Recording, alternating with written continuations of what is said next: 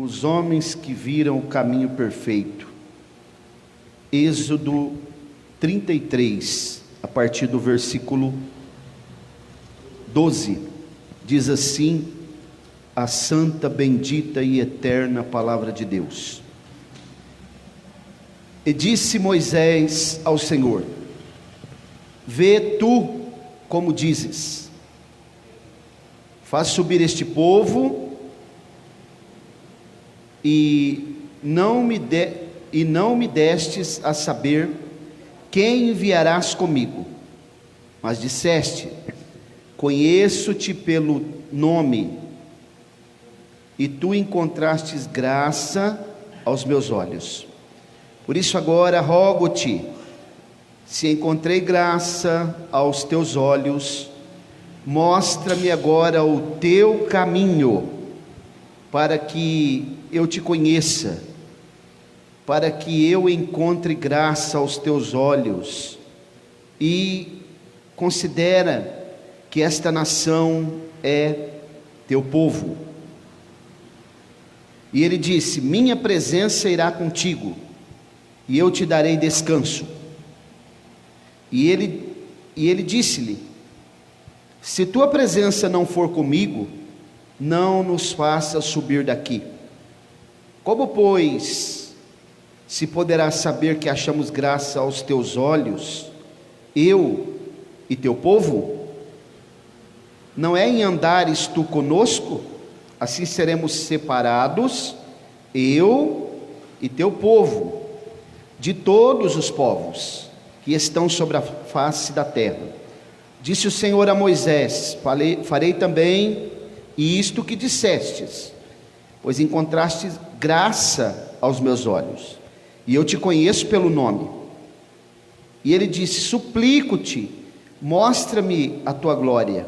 E ele disse: farei toda a minha bondade passar diante de ti, e proclamarei o nome do Senhor diante de ti, e terei misericórdia de quem eu tiver misericórdia, e me compadecerei de quem eu me compadecer. E disse: não podes ver a minha face, porque nenhum homem me verá e viverá. E disse o Senhor: vê, há um lugar junto a mim, e tu ficarás sobre a rocha. E acontecerá, quando a minha glória passar, que eu te porei em uma fenda da rocha, e te cobrirei com a minha mão enquanto eu passar, e te tirarei a minha mão, e tu me verás pelas minhas costas, mas a minha face não verás. Amém? Irmãos, nós já estudamos esse capítulo aqui a semana passada, né? E nós aprendemos aqui que Moisés teve o privilégio de ver o próprio Jesus de costas, passando por entre a rocha.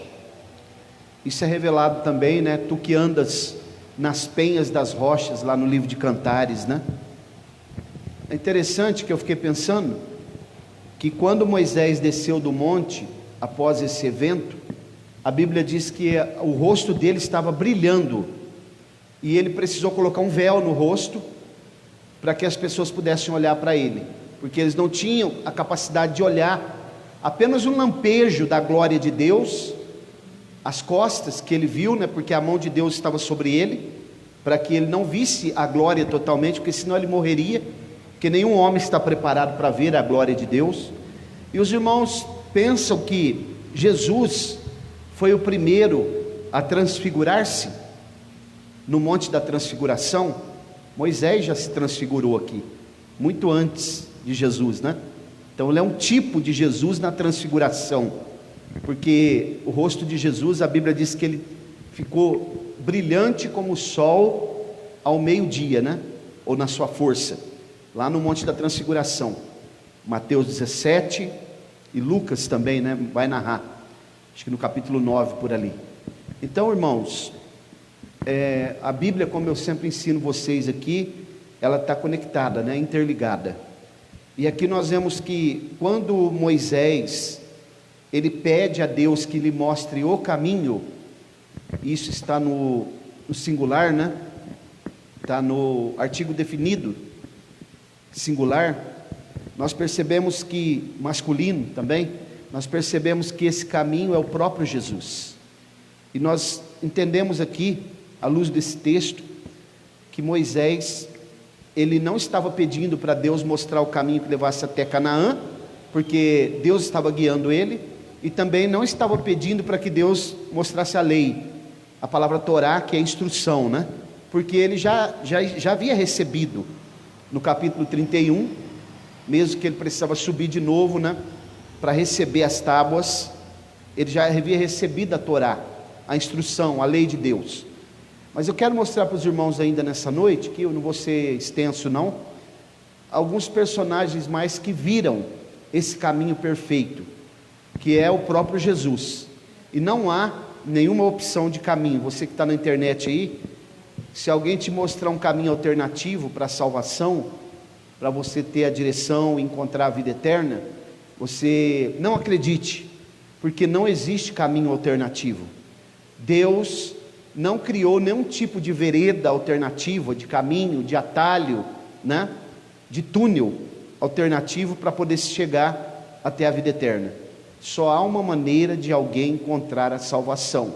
Essa salvação só acontece quando nós nos chegamos e conhecemos esse caminho que é o próprio Jesus, e ele disse que o caminho é apertado, é estreito, né? O problema é que nós às vezes queremos alargar um pouco esse caminho. Isso está acontecendo muito hoje, né? Queremos fazer do nosso jeito, não é? Já reparou, irmãos? Eu vou fazer do meu jeito, vou fazer assim, né? Vamos criar um evangelho alternativo, vamos criar uma metodologia alternativa. A metodologia vem dele, porque ele é o Senhor, é o dono da obra, do reino, é o rei. Então não tem como eu querer criar uma alternativa, sendo que ele não me deu essa autorização ou essa autoridade. Então vou mostrar para os irmãos alguns homens que viram esse caminho, e o caminho continua aberto ainda, né? Continua aí, para quem quiser chegar a ele. Irmãos, a única instituição no mundo que está autorizada para falar desse caminho e para pregar e ensinar sobre esse caminho é a igreja. Não existe outra instituição. Embora tem pessoas por aí achando que estão falando, ou estão até tentando falar, mas é a igreja que foi outorgada a responsabilidade, delegada para ela mostrar esse caminho, porque a igreja é coluna e firmeza da verdade. Por acaso vocês já viram escrito aqui na Bíblia de vocês que o judaísmo é a coluna e firmeza da verdade? Vocês já viram escrito aí alguma vez que o espiritismo é? Ou que algumas religiões orientais, está escrito na Bíblia isso? 1 Timóteo, né, 3,15 é que está escrito que a igreja é coluna e firmeza, ou baluarte, né, uma tradução fala baluarte, da verdade. Então a igreja sustenta esse caminho, essa verdade, e mostra também a possibilidade de alguém ter a vida eterna, que é o próprio Jesus. Então vamos abrir a nossa Bíblia, fazer um paralelo, no capítulo 37 do Gênesis. Glória a Deus.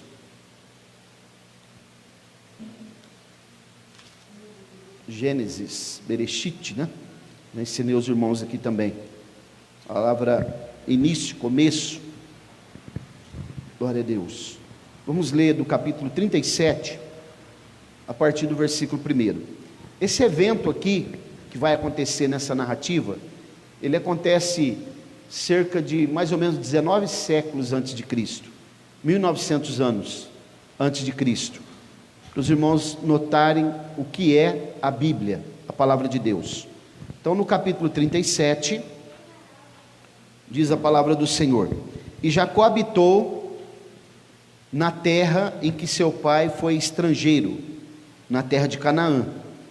Estas são as gerações de Jacó, José, Yosef, né? Nós falamos José, irmãos, todos esses nomes da Bíblia, que nós utilizamos em português, esses nomes são transliterados para o português. Não tem como traduzir nome próprio. Eu não posso pegar José e traduzir, e não tem como fazer isso. Jesus também não. Esses nomes são transliterados para o português, ou para qualquer outra língua, né? Até porque o hebraico não usa vogais, são consoantes apenas. Os irmãos sabiam que o hebraico, irmão, ele só tem cinco sons, ou fonemas que fala, né? Ele só tem 5 expressões vocálicas, só 5. O português tem palavras que tem mais de 10 expressões vocálicas. Os irmãos têm uma ideia. Por isso que você vai ver muito a palavra, vai aparecer muito, né, o CH, o Y, quando a gente fala, as pronúncias, Bereshit, Shemot, Devarim, são palavras, perceba que as expressões vocálicas são iguais, né? Porque só tem 5.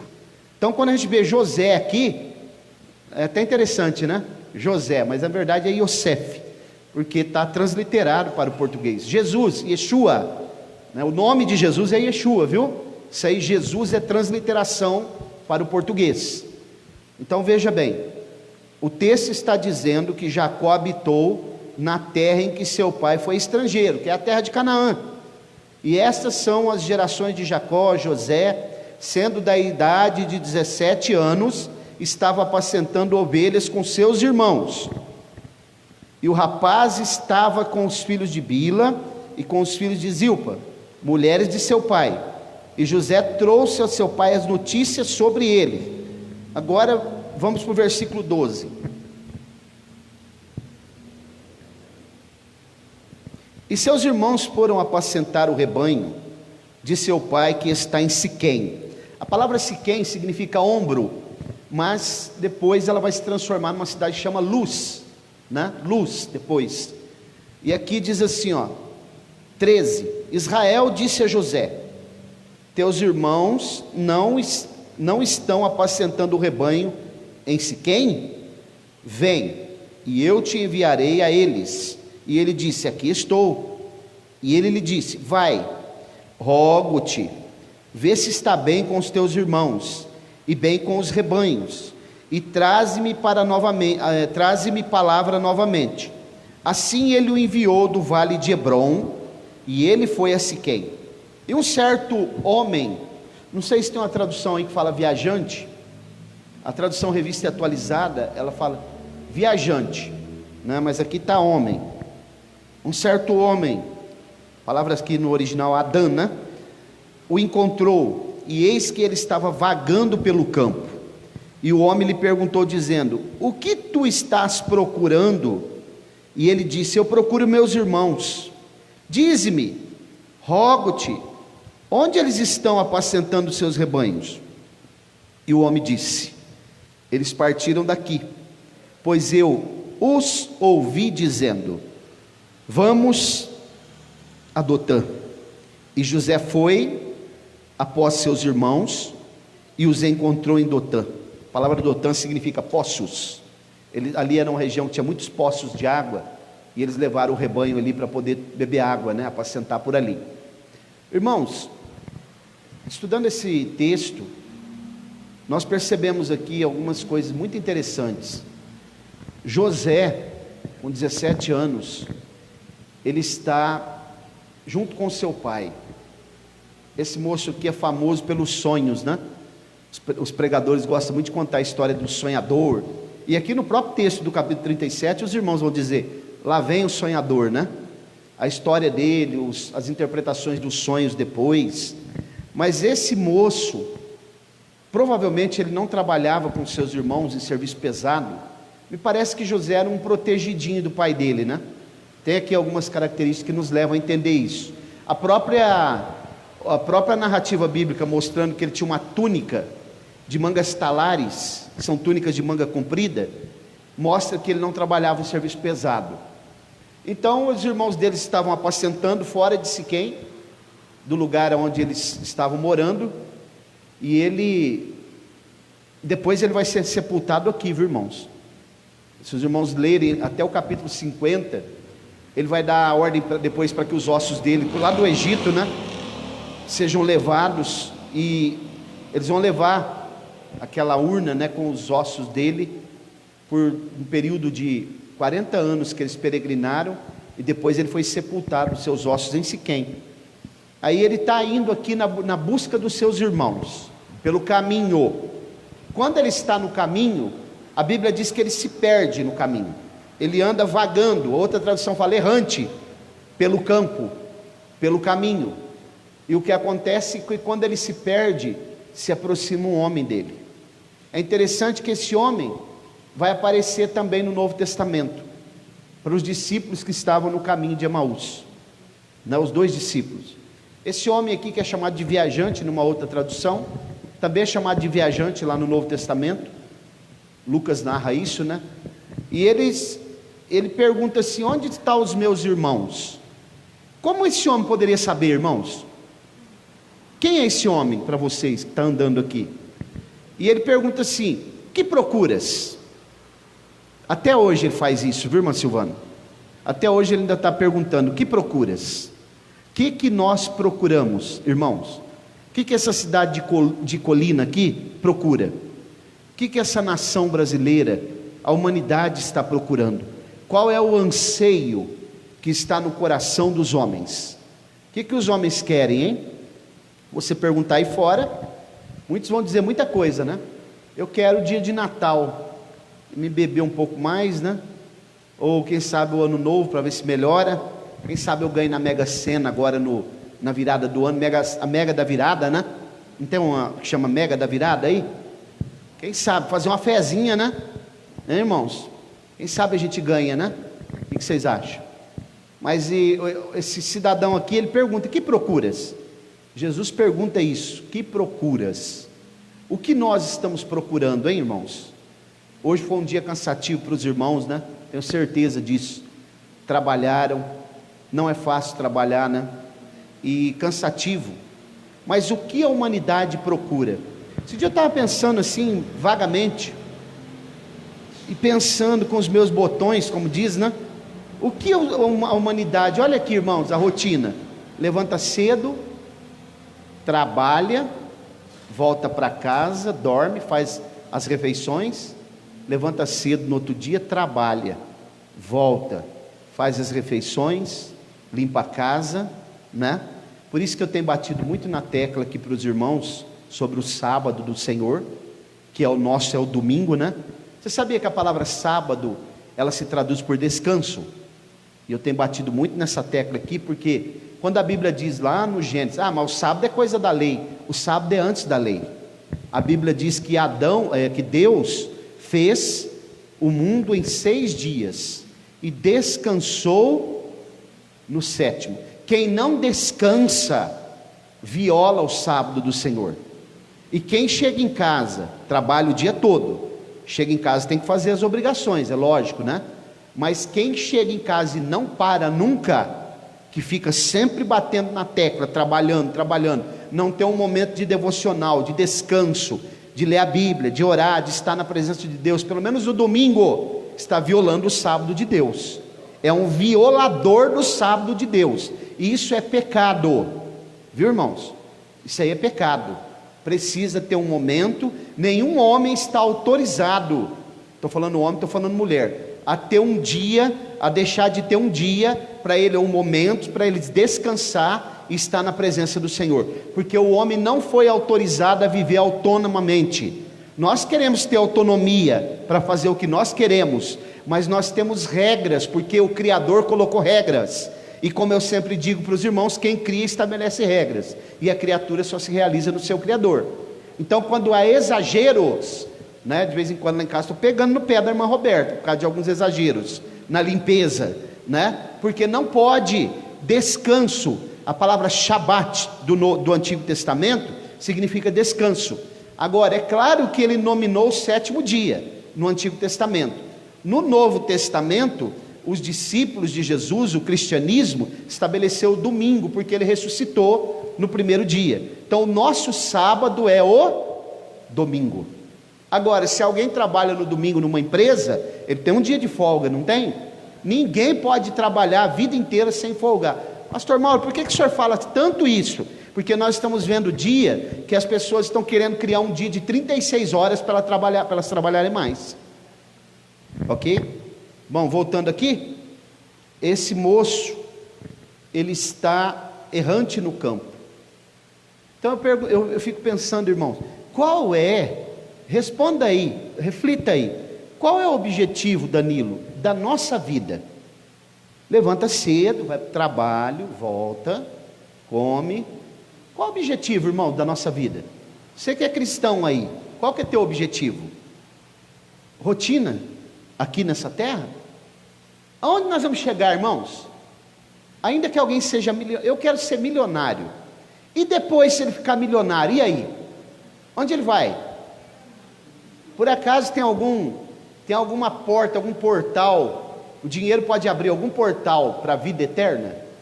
Para a saúde eterna? Para a longevidade? Quais 3 coisas que os homens mais buscam? Que está no anelo da alma dos homens: vida longa, dinheiro, saúde. E nesse dinheiro está atrelado fama também. Essas 3 coisas estão na mão de Deus, diz Provérbios. Na sua mão direita está vida longa, e na sua esquerda, saúde, diz a palavra de Deus, e fama. Está na mão dele. Agora, irmãos, o que nós estamos buscando? O que nós procuramos? O que você procura? Fazer meu pezinho de meia, né? Eu vou fazer meu pezinho de meia, vou buscar isso, vou buscar aquilo. Mas, irmãos, a nossa busca, nós já encontramos, já está revelado para nós, o caminho já está iluminado pela palavra de Deus, o caminho já está aí para nós, basta trilhar por ele. Mas é apertado, viu? Se tentar alargar o caminho vai dar problema. A porta também é estreita, né? Não é larga, mas estão tentando alargar. Quando esse homem está no campo, ele encontra alguém, ele pergunta assim: o que procuras? Procuro o caminho que me leva aos meus irmãos. E aí ele vai dizer uma coisa: eu ouvi eles dizerem. Como, irmãos, que ele pode ter ouvido? Que iam para Dotã. E a Bíblia diz que José segue para Dotã, e quando ele chega lá, ele encontra os seus irmãos. Alguém que indicou o caminho para esse homem é o próprio caminho, para José. Ele encontrou com o próprio caminho, o caminho perfeito, caminho que não erra, não há nele nem sombra de mudança, nem variação. Ele é imutável. Segundo o escritor aos Hebreus, ele é o mesmo, ontem, hoje e eternamente. O nome dele é Jesus. Nós conhecemos esse caminho. Então, irmãos, você quando puder, fale desse caminho para alguém. Você já encontrou o caminho? Pergunta para ele. Que caminho? Caminho que me leva até a empresa que eu trabalho? Caminho que me leva até Não, o caminho de salvação, de vida eterna, que te conduzirá para a vida eterna. Temos que falar dele, desse nome. Os irmãos já sabem o que aconteceu aqui, né? José foi vendido pelos seus irmãos. Aí alguém diz assim, conjectura: se ele soubesse que ia acontecer, ele teria voltado para Hebrom. Mas, irmãos, isso aqui foi um projeto, um plano de Deus. Por que esse personagem indicou o caminho para ele? Porque Deus tinha coisa mais excelente. José precisava passar por um plano maior. Porque, irmãos, eu não sei se você sabe de uma coisa, mas antes da Torre de Babel, de acontecer aquele evento da Torre de Babel em Gênesis 11, não existia idolatria, não tinha idolatria ainda. Vocês sabiam? A palavra idolatria, né, latreia, ela é algo que aconteceu a partir de Babel. Por isso que Babel significa confusão, e Babilônia é o centro da idolatria, do culto pagão, porque vem de Babel. Então o que aconteceu foi que ao eles estarem tentando fazer algo para se engrandecer, partiu de Nimrod, né? Uma torre que tocasse o céu para engrandecer o homem e não dar glória a Deus, isso é vanglória. Deus vem e traz todo aquele problema das línguas. Que tem muita gente que pensa, irmãos, que Deus chegou ali e é como se fosse assim, ó, abracadabra, e aí cada um começou a falar uma língua. Como que vocês imaginam esse evento? Como vocês imaginam que foi isso?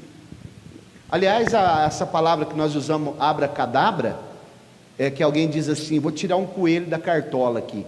né? Como tirar um coelho da cartola? É porque não tem nada ali, né? Supostamente. É claro que aquilo ali é truque. Então o mágico, quando ele vai tirar um coelho da cartola, ele fala assim: abracadabra. Sabia que isso daí vem da língua aramaica? Hebraico, quer dizer criar do nada, que foi exatamente o que Deus fez quando ele criou todas as coisas. Quando ele diz, ele vai dizer lá, bara, né? Criar todas as coisas do nada, sem matéria-prima. Por isso que vem a palavra nossa, abracadabra aí, vem do coelhinho lá. Então tem gente que pensa, como a senhora imagina, irmã Maria Amélia, que aconteceu essa confusão das línguas? Deus chegou lá e já cada um começou a falar uma língua? O que vocês acham? Hã? O que vocês acham? Foi assim? Deus chegou ali, aí eu vi um irmão explicando uma vez, né? Deus já colocou lá, um começou a falar chinês, outro começou a falar japonês, o outro começou a falar grego, e aí pedia tijolo, o outro trazia não sei o quê. Aí eu fiquei pensando, esse irmão acho que não leu a Bíblia, porque na verdade não foi isso que aconteceu. O que aconteceu é que Deus separou eles, para cada um para um lugar, e cada um naquele lugar, aí ó, começou, perceberam aí? Cada um que foi para um lugar, chega lá, ele começou a falar os dialetos que tinham naquele lugar, e aí foi surgindo as outras línguas. É só fazer um teste, separa uma pessoa, tira ele aqui do Brasil, manda ele na Bolívia morar lá, daí um tempo ele começa com sotaque, sabiam? Pode ver, pega uma pessoa que mora aqui, ou então que nasceu aqui, leva ele lá para o Rio de Janeiro, deixa de ser criado lá, daí um tempo ele começa a falar aquela língua que é, aquele sotaque característico dos cariocas. Então o que aconteceu foi isso. É só a gente dar uma olhadinha, ó, em Gênesis 11, Gênesis capítulo 11, né? Por que estou falando isso aqui para os irmãos? Porque depois que aconteceu isso daqui, começa a idolatria, e Deus tinha um projeto, irmãos, de que todas as nações no princípio servissem a Ele, estivessem congregadas a Ele, e depois Deus vai dar o antídoto para a idolatria. O antídoto chama Abraão. Abraão, através de Abraão, foi o projeto que Deus fez para agora, né, para restabelecer a comunhão para todas as nações estarem congregadas. Também não aconteceu, vai acontecer no milênio, quando Jesus estiver reinando, todas as nações deverão pagar tributo a Israel e estarem congregadas diante do Messias. Capítulo 11, olha o versículo 5, vou ler o 4 também. E eles disseram: vamos, edifiquemos para nós uma cidade e uma torre, cujo topo possa alcançar o céu, e façamos para nós um nome. Para quem? Para nós, né? Para que não sejamos espalhados sobre a terra, sobre a face de toda a terra. E o Senhor desceu para ver a cidade e a torre que os filhos dos homens edificavam. E o Senhor disse: eis que o povo é um, e todos eles têm uma língua, e isto eles começam a fazer, e agora nada lhes será restrito do que eles imaginam fazer. Vamos, desçamos ali e confundamos a língua deles, para que eles não possam entender a fala um dos outros. Assim o Senhor espalhou dali a de edificar a cidade. Perceberam? Eles foram espalhados, e ali eles começaram então, em cada lugar que eles estavam, através daqueles dialetos, eles foram falando outras línguas. Não é todo mundo junto ali, cada um falando uma língua. Isso aqui nós temos que aprender também, grave aí. Então depois não existia idolatria, começa a idolatria aqui, e Deus então levanta Abraão, no capítulo 12, a vacina. No mesmo capítulo 11, Abraão é chamado. No 12, Deus manda ele sair da parentela, é a vacina para a idolatria. Porque em ti serão benditas todas as famílias da terra, Abraão.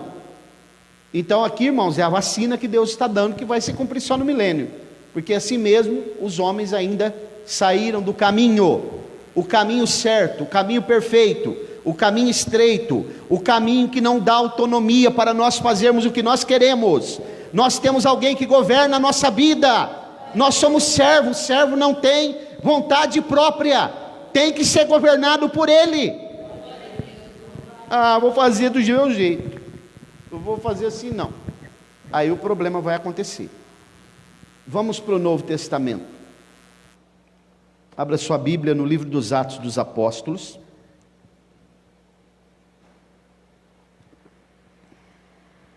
Passagem bem conhecida também, capítulo 9. Outro homem que viu o caminho perfeito. Glória a Deus. Saulo. Shaul, né? O nome dele é Shaul. Nós falamos de Saulo porque está transliterado, né? Depois vem Paulo, que aí já é um nome romano, que vem do latim, né? Já está transliterado para Paulo aí. Vê como os nomes vão sendo mudados? Transliterados, né? E isso acontece muito no meio linguístico. Eu estava falando para a irmã Roberta esses dias. Os irmãos já perceberam que nós temos leite? Nós não falamos leite, mas se você for lá no Rio Grande do Sul, eles falam leite. Aqui é leite, nós trocamos o E pelo I, né? Antigamente no Brasil não se chamava a pessoa de você, chamava vós me se. Agora é você, e já outros falam se. O se. Perceberam? Como a língua vai mudando, as tradições, né? E as pronúncias. Capítulo 9 do livro dos Atos dos Apóstolos. E Saulo, respirando ainda ameaças e morte contra os discípulos do Senhor, foi ao sumo sacerdote e pediu-lhe cartas para Damasco, para as sinagogas, para que quando ele encontrasse homens ou mulheres que eram, da onde? Da onde? Do caminho, está na minha tradução aqui. Como que está na tradução de vocês aí?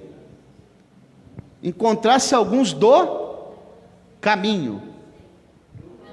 Seita, eles vão usar essa seita. Depois quando Paulo vai ser inquirido lá, depois quando Paulo está diante do governador Festo, né, e eles vão chamar ele, falar que ele seguiu uma seita, ele vai dizer assim, eu sou daquela seita mesmo que me foi mostrado no caminho de Damasco. A seita, ele está dizendo assim, eu faço questão de ser dessa seita que me foi mostrado no caminho de Damasco. Aqui está falando do caminho, está falando de Jesus. A seita dos nazarenos, né? Tem uma tradução que fala seita dos nazarenos, que eram os seguidores de Jesus, porque ele veio de Nazaré, né? Muito bem. Eles pudessem trazê-lo presos a Jerusalém. Enquanto ele viajava, ao aproximar-se de Damasco, repentinamente brilhou uma luz do céu ao seu redor.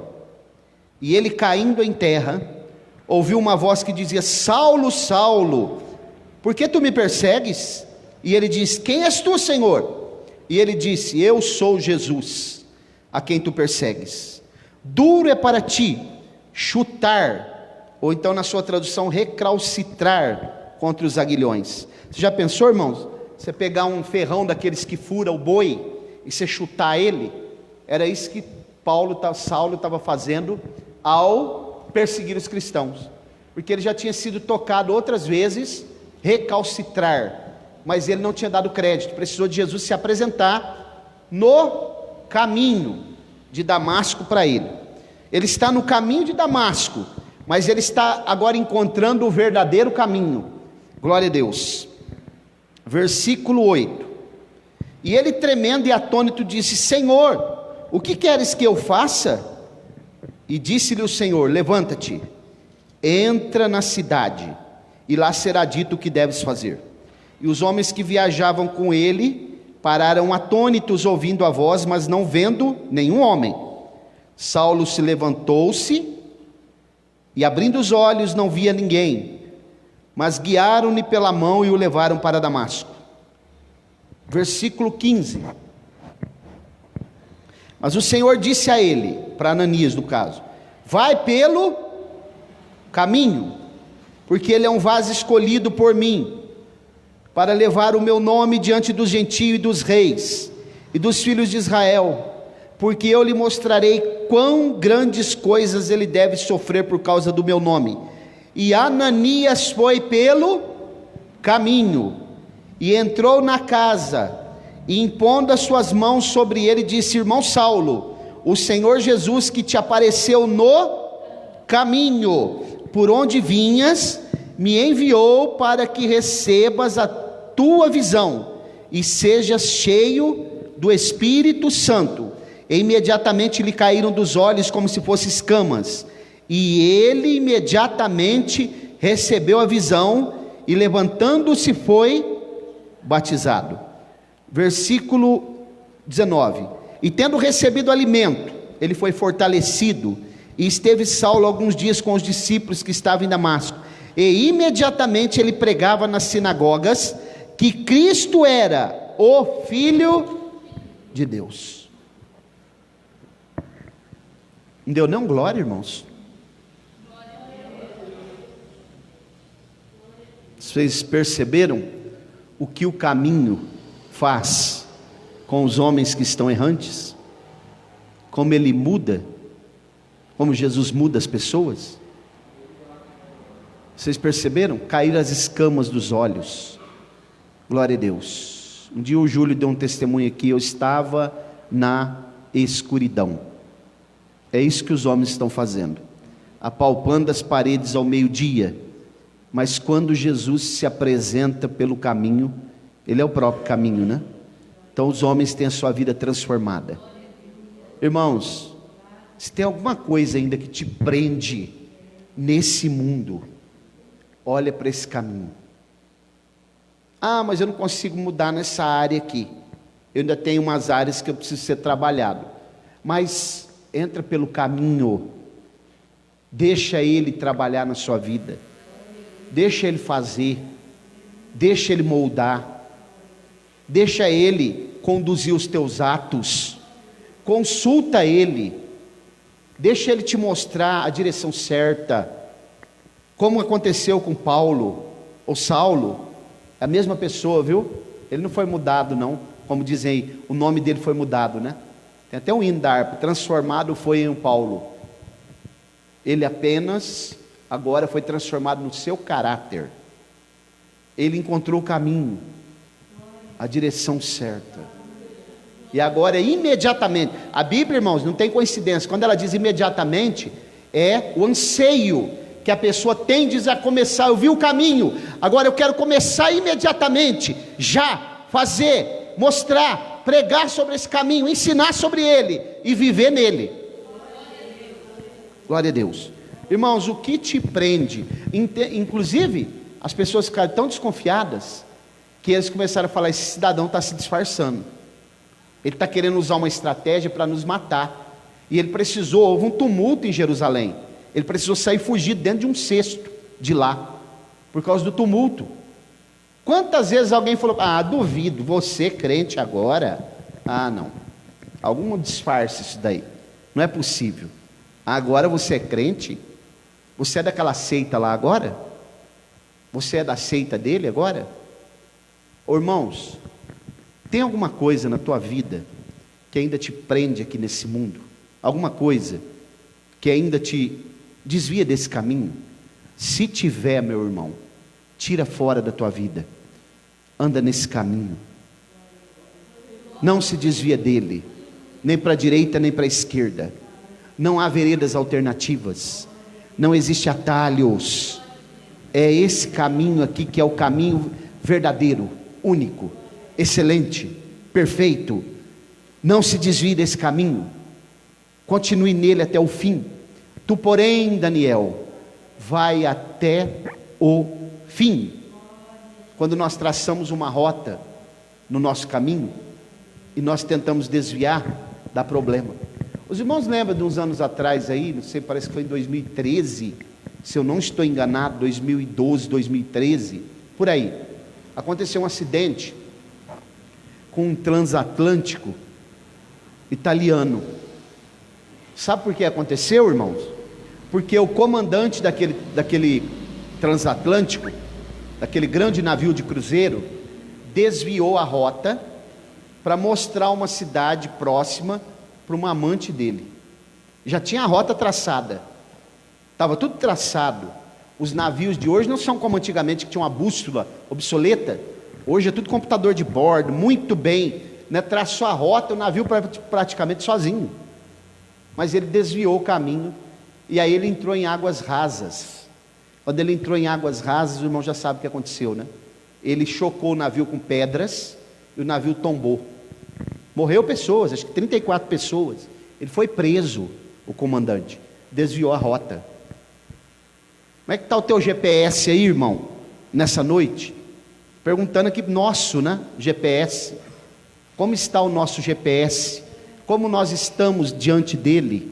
Como está a nossa conduta diante dele? Estamos nesse caminho? Ou qualquer coisinha que acontece, eu quero sair do caminho?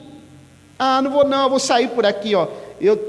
Tá me dando muito problema, tá me trazendo muito problema. Sabe que um dia, irmãos, uma pessoa foi lá dentro de casa, da minha casa, pessoa que não frequenta aqui mais, e falou para mim assim: ô pastor, eu não vou poder mais ir na igreja, porque está me trazendo muita confusão na minha vida, inclusive com amigos e parentes meus. Está uma confusão, eu estou tendo que entrar em choque com muita gente, porque eu estou na igreja agora, com a minha mãe, com outras pessoas aí, com a minha tia. Está difícil para mim, pastor, porque eu estou tendo que agora seguir, é diferente, né? E eu não estou tendo essa capacidade de lidar com essa situação. Eu falei para ele: porque você ainda não viu o caminho, você não vai conseguir mesmo, porque você é fraco. Falei para ele: você é fraco, e a tua fraqueza, meu irmão, vai fazer você sair do caminho. E realmente ele saiu mesmo. Pois ele voltou de novo, mas agora saiu de novo, né? Porque ele não consegue falar para os parentes dele: ó, agora eu estou no novo caminho, eu agora sou da seita, viu lá, daquela seita que Paulo fala quando ele está diante do governador Festo, né? Eu sou daquela seita mesmo, que aparece no capítulo 9. Ô irmãos, nós somos ou não somos? Temos identidade? Apareceu o caminho na tua frente, você já viu ele? Você já conhece quem é ele? Você já visualizou ele? Glória a Deus. Como aqueles discípulos no caminho de Emaús, o próprio caminho se apresenta diante deles, né? Que palavras são estas que vocês estão trocando aí? Ele fala para eles: estavam tristes, abatidos, semblante caído, cabisbaixo, frustrados. Tudo aquilo que nós acreditávamos não era verdade. Ele morreu, embora alguém até já diz aí que já viu ele, né? Que ele ressuscitou. Ele se apresenta no caminho. E aí, que palavras são essas que vocês estão trocando? Aí eles olham para ele assim, né? Não conheceram ele. Quantos, né? Não conhecem o caminho no caminho. E aí disse assim: é só tu, peregrino em Jerusalém? Não sabe dos últimos acontecimentos? E ele pergunta: quais?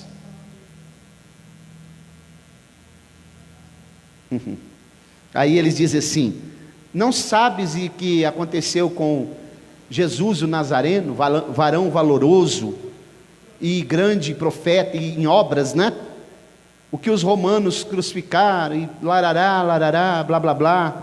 E aí ele diz assim, começa a falar as escrituras, irmão. O segredo está aqui, ó.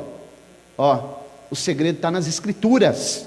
Não deixe alguém te ludibriar com outra coisa, com filosofia. Não deixe, viu? Não deixe. Quando Paulo escreve a carta aos Colossenses, ele está combatendo os filósofos platonistas, que depois deles viriam os gnósticos, né? Os platonistas de Platão são os discípulos de Platão se transformaram depois nos gnósticos. E quando ele diz lá que em Colossenses 2,16, que ninguém vos engane pelos sábados e lua nova, dias de festa, porque são sombra das coisas futuras. Isso aí tem uma mitologia que eles contavam lá de uma caverna e tal, que eles acreditavam na sombra. Por isso que Paulo está dizendo isso. Então, irmãos, não deixa ninguém ludibriar você não. O segredo está aqui, ó. Alguém fala alguma coisa? O que a Bíblia diz? Porque, irmãos, nós os pentecostais somos levados por cada coisa, né? Pode ler a Bíblia, pode explicar, pode pregar, pode ensinar, que nós ficamos em dúvida. Agora, quando alguém diz assim, ó, dá um arrepio, dá uns pulos, e diz assim, eu senti, fala em língua estranha, nós choramos, né? E acreditamos, mas às vezes não acreditamos no que está aqui, o segredo está nas Escrituras, o caminho é apresentado aqui nas Escrituras. Lâmpada e luz para os pés e para o caminho. Vai expondo as Escrituras, irmão Roldão, vou parar, viu? Estou acabando. Aí eles vai andando.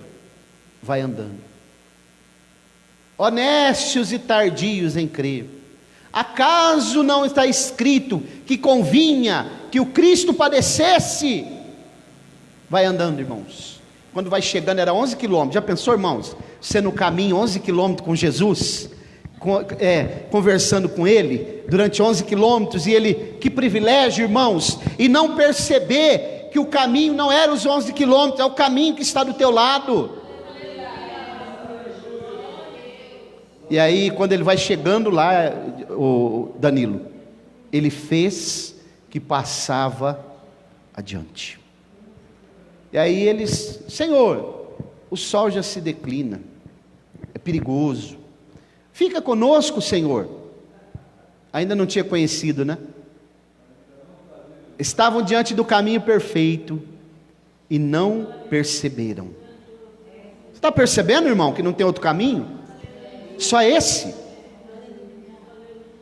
A Bíblia diz que quando eles entraram, sentou à mesa, deu o pão para ele, partiu. Quando ele deu graça e partiu o pão, aí descortinou, caiu as escamas, ele sumiu. Aí eles olharam para o outro assim e disseram: acaso não nos ardia o coração quando ele nos expunha as Escrituras? Se o teu coração não arde com a exposição das Escrituras, você não conheceu o caminho ainda. Se o teu coração ainda não se alegra quando a palavra de Deus é pregada, é exposta, você ainda precisa encontrar o caminho. Há caminhos que para o homem parece direito, mas o final são caminhos de morte, mas o caminho verdadeiro e perfeito conduz você e eu à vida eterna. Coloque-se de pé, por favor. Quem tem ouvidos para ouvir, ouça.